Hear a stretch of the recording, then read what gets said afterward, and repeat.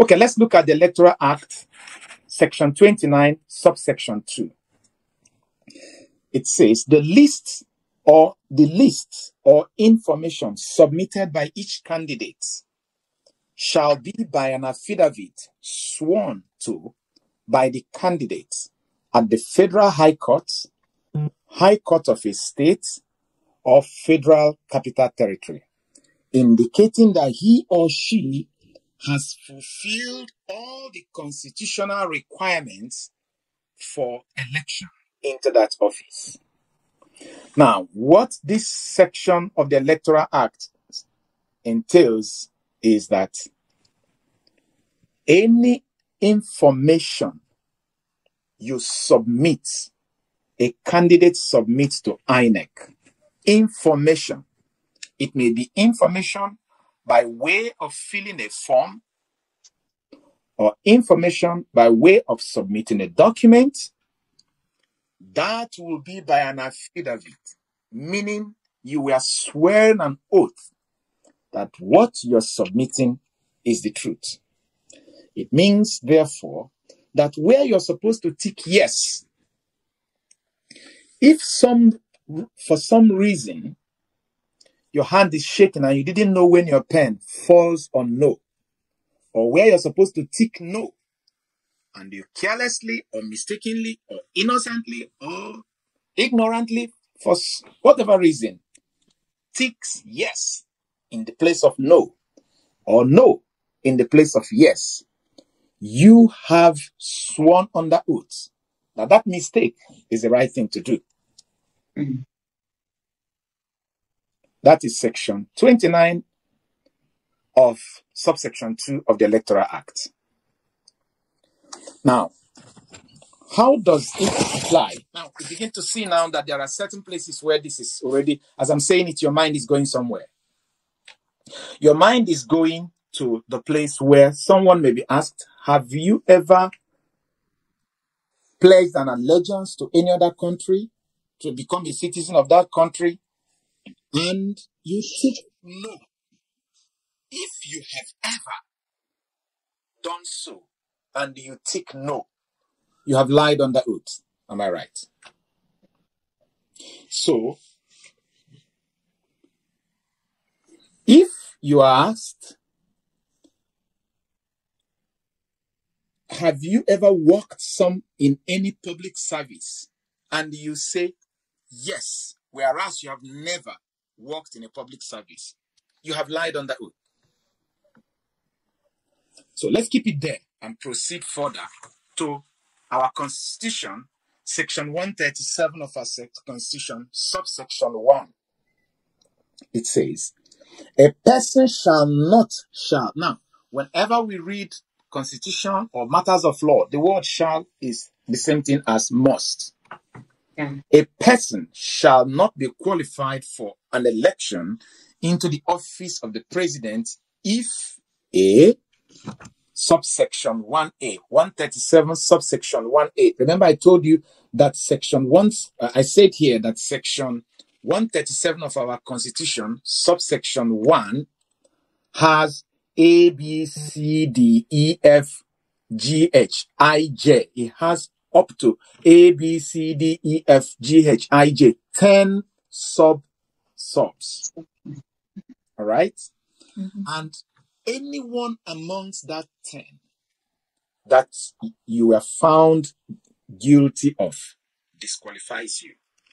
If all 10 of them you fail in them, you are disqualified. If any one of them you fail in them, you're disqualified. So, if we go to section 137 of the 1999 Constitution, we don't have a new one yet. Subsection 1A, it says, subject to the provisions of this section of this Constitution, that candidate or that person has voluntarily acquired the citizenship of a country other than Nigeria, or except in such cases as may be prescribed by the National Assembly, he has made a declaration of allegiance to such other country. So, if you have voluntarily acquired the citizenship of the country where you are today. We are going to read section 28 to know what is a subject to provision of section 28. We are going to read it. In fact, let me read it immediately so that we can marry it. Section 28 of the Constitution, subsection 1 says, subject to the other provisions of this section, a person shall forfeit forthwith his Nigerian citizenship if, not being a citizen of Nigeria by birth, he acquires or retains the citizenship or nationality of a country other than Nigeria, of which he is not a citizen by birth.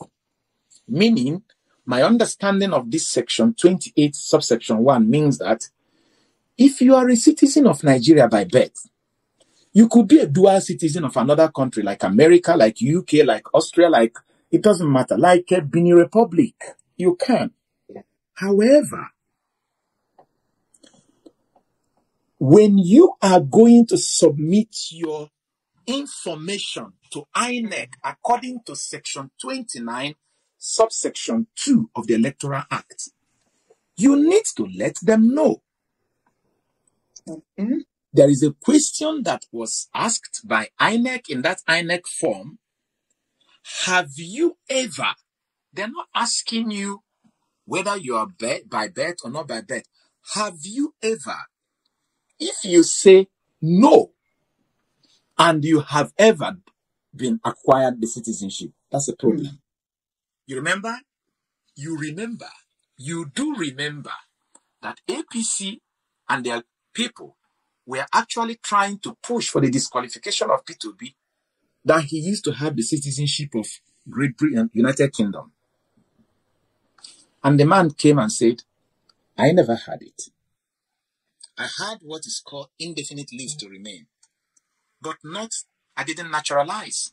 I did not swear an oath of allegiance to Her Majesty the Queen or His Majesty the King. But he said, but his children are citizens. His children, I think his children are citizens by birth. His children could still come and take up citizenship of Nigeria by reason of the fact that their parents are Nigerians by birth. But the question is, nobody is asking if you have been, whether it is a crime or not.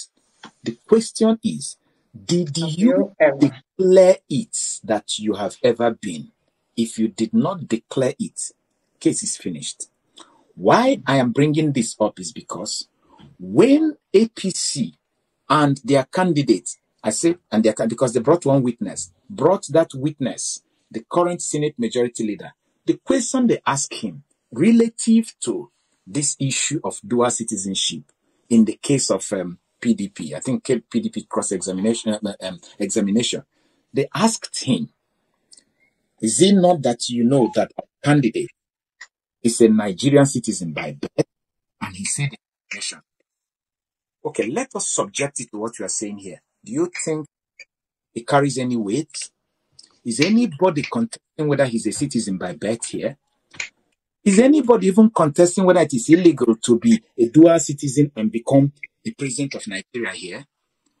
The contestation here is that whether he's a dual citizen or not, the contestation here is that being a dual citizen, he should let us know in the form that he is.